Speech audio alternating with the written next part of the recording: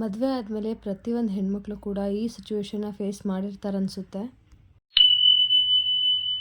ಎಲ್ರಿಗೂ ನಮಸ್ಕಾರ. ಇವತ್ತು ಶುಕ್ರವಾರದ ಮಿನಿ ವ್ಲಾಗ್ನ ಮಾಡ್ತಾ ಇದ್ದೀನಿ.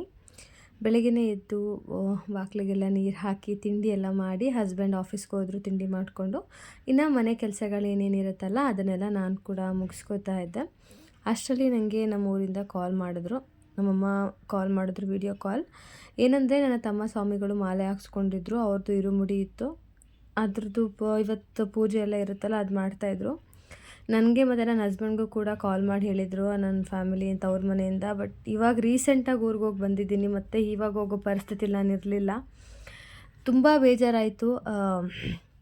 ಆ್ಯಕ್ಚುಲಿ ವಿಡಿಯೋ ಕಾಲ್ ಆದಮೇಲೂ ಕೂಡ ಒಂದು ಹಾಫ್ ಆನ್ ಅವರ್ ಸುಮ್ಮನೆ ಒಬ್ಬಳೇ ಕೂತ್ಬಿಟ್ಟಿದೆ ಬೇಜಾರಿಗೆ. ಅಷ್ಟೊಂದು ಬೇಜಾರಾಗ್ತಾಯಿತ್ತು. ಮದುವೆ ಆದಮೇಲೆ ಪ್ರತಿಯೊಂದು ಹೆಣ್ಮಕ್ಳು ಕೂಡ ಈ ಸಿಚುವೇಶನ್ನ ನಾವು ಫೇಸ್ ಮಾಡಿರ್ತೀವಂತ ಅನಿಸುತ್ತೆ. ತವ್ರ ಮನೆಗೆ ಹೋಗಬೇಕು ಅನ್ನೋ ಪರಿಸ್ಥಿತಿ ಇದ್ದಾಗ ಹೋಗೋದಕ್ಕೆ ಅವಕಾಶ ಇರೋದಿಲ್ಲ ನಮಗೆ. ಆ ಥರ ರಾಕೇಶ್ ಅವ್ರ ಪಾಪ ಅವರು ಒಂದು 4 ದಿನ ಮುಂಚೆಯಿಂದನೂ ಅವರು ಮಾಲೆ ಹಾಕ್ಸ್ಕೊಂಡು ದಿನದಿಂದನೂ ಹೇಳ್ತಾಯಿದ್ರು, ಇರುಮುಡಿ ದಿನ ನೀನು ಹೋಗ್ಬಿಟ್ಟು ಬಾ, ಎಲ್ಲರೂ ಖುಷಿಪಡ್ತಾರೆ, ನೀನು ಖುಷಿಪಡ್ತೀಯ ಅಂತ. ಬಟ್ ನಾನು ಈಗಿನ ಹೋಗ್ಬಿಟ್ಟು ಬಂದಿದ್ದೀನಿ, ಮತ್ತು ನಮಗೆ ತುಂಬ ಖರ್ಚಾಗುತ್ತೆ ಹೋಗೋದು ಬರೋದು, ಹಾಗಾಗಿ ನಾನು ಹೋಗಲಿಲ್ಲ.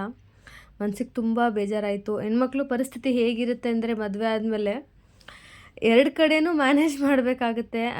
ಏನೂ ಮಾಡೋಕ್ಕಾಗಲ್ಲ, ಲೈಫೇ ಆ ಥರ. ಮದುವೆ ಆದಮೇಲೆ ಬೇಜಾರಾಯಿತು, ಏನೂ ಮಾಡೋಕ್ಕಾಗಲ್ಲ ಹೇಳಿ. ರಾಕೇಶ್ ಅವ್ರು ಕೂಡ ನಂಗೆ ಬೇಜಾರಾಗಿದೆ ಅಂತ ಹೇಳಿ ಸ್ವಲ್ಪ ಬೇಗನೆ ಆಫೀಸಿಂದ ಬಂದರು. ಇನ್ನು ಅವ್ರಿಗೆ ಸಂಜೆ ಸ್ನ್ಯಾಕ್ಸಿಗೆ ಅವ್ರು ಬರೋ ಅಷ್ಟರಲ್ಲಿ ಏನಾದರೂ ಮಾಡೋಣ ಅಂತ ಹೇಳಿ ವಡಾಪಾವ್ ಮಾಡ್ತಾಯಿದ್ದೆ. ರಾಕೇಶ್ ಅವ್ರ ಹತ್ರನೇ ಪಾವ್ ತರಿಸಿದ್ದೆ, ಇನ್ನು ಬಾಕಿ ಎಲ್ಲ ನಾನೇ ಮನೇಲಿ ರೆಡಿ ಮಾಡಿದ್ದೆ. ತುಂಬ ಚೆನ್ನಾಗಿ ಬಂದಿತ್ತು ಟೇಸ್ಟು. ಇಬ್ಬರು ಕೂತ್ಕೊಂಡು ಮಾತಾಡ್ತಾ ತಿಂದ್ವಿ. ಅಷ್ಟರಲ್ಲಿ ನನ್ನ ತಮ್ಮ ಸ್ವಾಮಿಗಳು ಕೂಡ ಕಾಲ್ ಮಾಡಿದ್ರು. ಅವ್ರ ಹತ್ರ ಮಾತಾಡ್ತಾ ವಡಾಪಾವ್ ತಿಂದ್ಕೊಂಡು ಟೈಮ್ ಕಳೆದಿದ್ದಾಯಿತು. ಮತ್ತೇನು ಅಡುಗೆ ಎಲ್ಲ ಮಾಡಿ ಊಟ ಮಾಡಿಕೊಂಡು ಮಲ್ಕೊಂಡ್ವಿ.